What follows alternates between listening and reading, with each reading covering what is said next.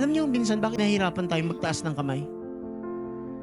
Alam niyo bakit minsan nahihirapan tayong umawit, magburi sa Panginoon? Alam niyo minsan na kahit nagpapaawit ka na, hindi mo mararamdaman yung presensya ng Panginoon. Alam niyo, sabi ng Hebrews chapter 12, we have all these great people around us as an example.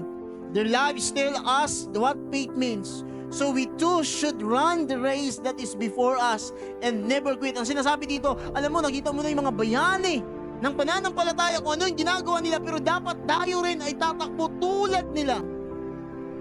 We should remove from our lives anything that would slow us down. Ano sabi dito? Anything that would slow us down. So if you really want to experience God's miracle in your life, kung ano man yung nagpapabagal sa buhay mo ngayon, kung ano yung nagpapabigat sa buhay mo ngayon, if you really want to experience great increase in your life, we need to. Sabi dito, we should remove from our lives anything that would slow us down and the sin that so often make us fall.